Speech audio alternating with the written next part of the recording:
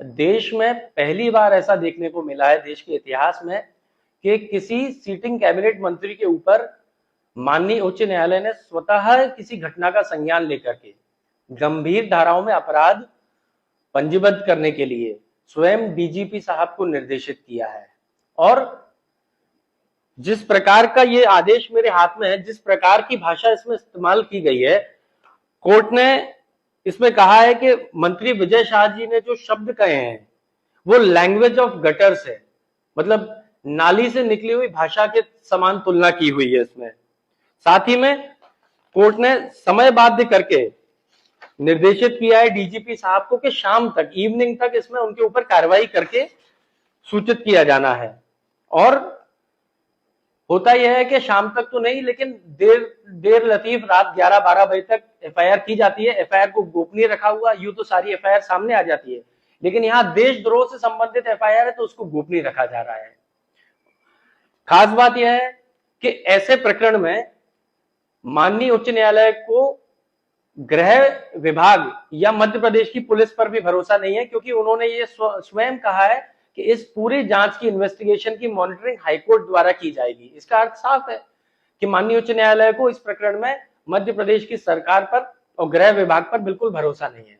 गृह विभाग किसके पास है? माननीय मुख्यमंत्री मोहन यादव जी के पास है। वही गृह मंत्री और वही मुख्यमंत्री है। मैंने आज मुख्यमंत्री जी का भी स्टेटमेंट सुना, मुझे तो शर्म आ गई कि वो इसमें भी कांग्रेस बीजेपी ढूंढ रहे हैं।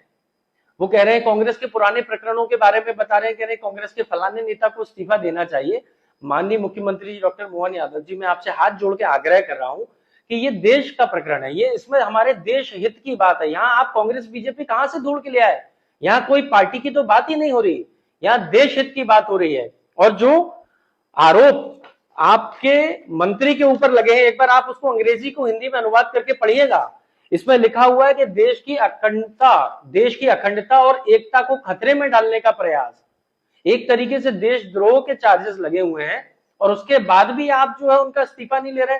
आप मुख्यमंत्री हैं, आपके पास पूर्ण अधिकार है कि आप किसको अपने कैबिनेट में रखना चाहते हैं या किसको नहीं रखना चाहते। तो क्या जो विजय शाह जी द्वारा जो बातें कही गई थी, क्या माननीय मुख्यमंत्री जी आप उसका समर्थन करते हैं? और यदि करते हैं तो कम से कम इसको कहने का साहस रखिए, आप सामने आके कहिए कि हाँ हम इसका समर्थन करते हैं।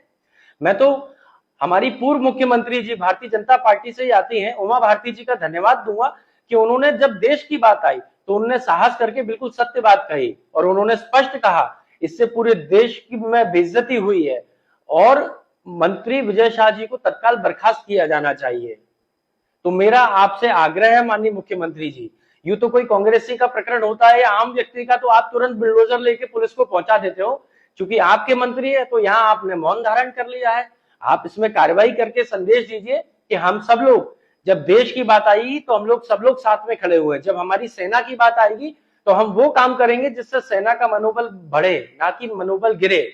और ऐसे समय पे मैं आग्रह करूंगा केंद्रीय नेतृत्व भी भाजपा का, वो इस मैटर का संज्ञान ले और माननीय मंत्री जो है विजय शाह जी, उनने जो बात कही है, जो शब्दों का इस्तेमाल किया है, उसके लिए उनको या तो इस्तीफा देना चाहिए या उनको तत्काल बर्खास्त किया जाना चाहिए।